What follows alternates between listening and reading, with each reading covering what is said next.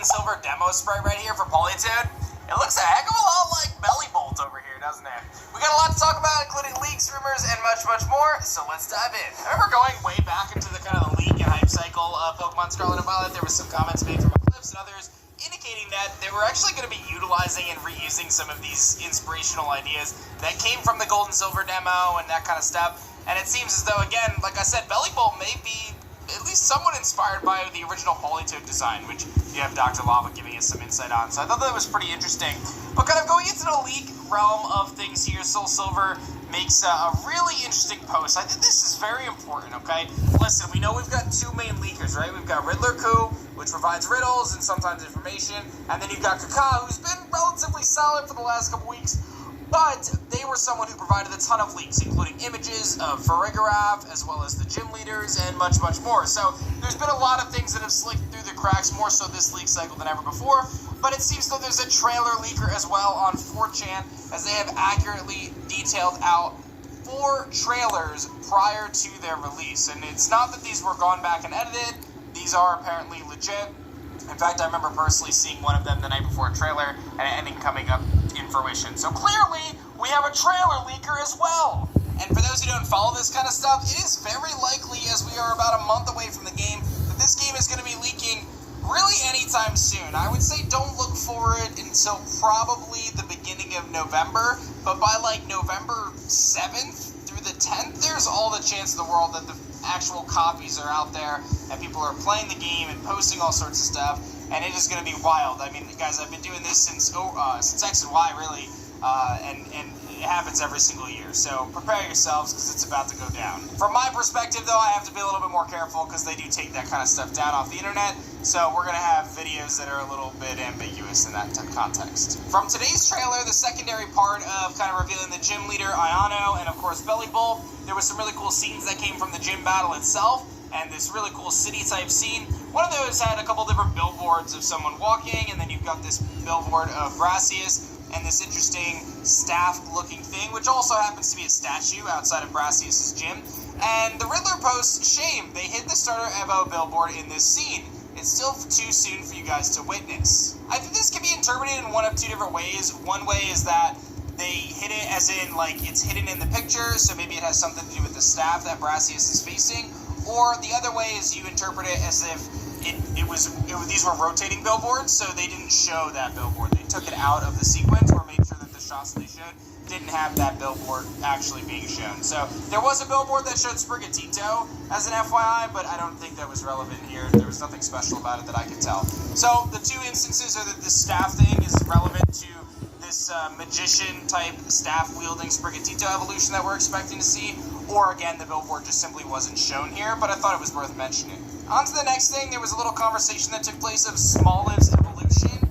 It's apparently humanoid and has branches as its arms. It's neutral, it's not quite waifu or husbando. It's lame for me, it's just another plant humanoid Pokemon. So, I personally don't have an issue with that. I think it's that looks dope. More in the lines of like a Maractus kind of thing, as opposed to being more like a Roserade or a like a Lilligant, like a Hisuian Lilligant. It's going to be, you know, more towards the humanoid side of things, but it's not going to be leaning in any particular gender. It's just going to be a plant. Someone does ask the Riddler who is the most feminine out of all the starter evolutions, and they actually don't respond to that, but they do indicate that the Hammer Pokemon, this like fairy Hammer Pokemon, is a female-only Pokemon, and that one's going to be the most feminine of all the Pokemon. And we know that one of the Elite Four members apparently has this. I guess it's Steel and Fairy type is what we're expecting, kind of like Mawile, but I know it's fairy, I'm not positive on that. Before I tell you guys about the other things that the Riddler said regarding paradox forms and kind of the recent theory around that, I want to let you know that we just launched some brand new shirts at TeamShiny.com. You guys can pick out Rayquaza, Groudon, Kyogre, and many, many more to deck out your closet. About Smoliv, I decided to tweet at him and say, hey, you got any fun info about the bug Pokemon? With the little eye emoji that I like to use. And the Riddler actually responded and said, my favorite paradox is Future Moth, though she is not bug type now. And we believe that to obviously be a reference to Paradox Volcarona, which is apparently going to get a Paradox form in both Scarlet and Violet. So the Violet Volcarona Paradox form is apparently going to be really, really dope. And I'm actually quite excited about that because I'm Team Violet myself. But it's not going to be a bug type anymore. The thought is that it's going to keep its fire typing and its secondary type is going to change The belief right now is that it's going to be poison as its secondary type. We don't know for sure, but we believe it's going to tie. So it's kind of like Cezile from Sword and Shield. Don't have any super cool concrete info on the bug types, other than there's going to be some new ones, but we do apparently know, at least from the Riddler's perspective, that Paradox Volcarona for Violet is going to be pretty awesome. So it's the next day after I recorded that, and I have to add this in. The Riddler posts, bug fans, attention please, you can get all new bug Pokemon on early routes. So I feel like they tweeted this for me, man. I did tweet at the Riddler yesterday asking for some insight on bug type Pokemon, and then he drops this the next day. I appreciate you, Riddler Crew. So this is really awesome, right? So if you guys have been following the channel for a long time, you guys know I generally go into these games with bug-only playthroughs, man. I have a track record of it. X and Y, before I was even a YouTuber for Pokemon, I was doing it. Then I did it in every game. ORAS, Sun and Moon, Ultra Sun and Moon I skipped because I did Ghost instead, but it's neither here nor there. I've done it all, you know, Galar, we did the bug run. So, this is big news for me, being able to get access to all of the bug Pokemon in the early game. We know of like 3 or 4 different bug lines, so I'm excited about this, and hopefully they show a bug Pokemon. So all new bug Pokemon on early routes. Extensively about the different Paradox forms and what that can kind of mean, and Soul Silver has a really interesting post that he breaks down from a handful of different...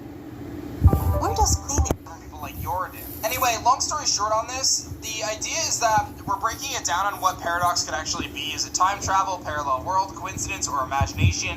All per the Riddler's kind of poll. It's going to be one of those. And Soul Silver and others are starting to think that it probably falls into the world of imagination, and that kind of ties in with some of the stuff that the Riddler has posted. And there's a thought right now that it's possible that Arven is the dreamer. Arven is someone who's imagining these Paradox Pokemon into existence, right? Or maybe it's Clavel, or maybe it's you, the player, whose imaginations come to life. But that's probably what Paradox Pokemon are at least tied to. It seems as though they're tied to somebody's imagination, and it's almost coincidental, or potentially very much so intentional, that if you didn't see Ed Sheeran's song Celestial, there's like a music video for it where he's got like Pokemon kind of animated all around him. That's amazing. I haven't seen it, but have kind of a tie-in, right? that looks dope. These Pokemon all around him in like his real world, and he's almost like imagining himself like being carried by Charizard, and like it's a really cool music video, by the way. I actually really liked it, surprisingly. I wasn't sure I was gonna like it. It's worth the watch, so check it out. So you know, there's some tie-ins there. So maybe after all, that's kind of where Paradox is coming from. It's going to be based on someone's imagination, and we're gonna get these crazy new forms. So exciting stuff in the Paradox space, and exciting stuff in general coming for Pokemon Scarlet and Violet. So I'll be real, I'm really looking forward to the next reveal for Pokemon Scarlet and Violet, because the most recent one didn't exactly get me super excited.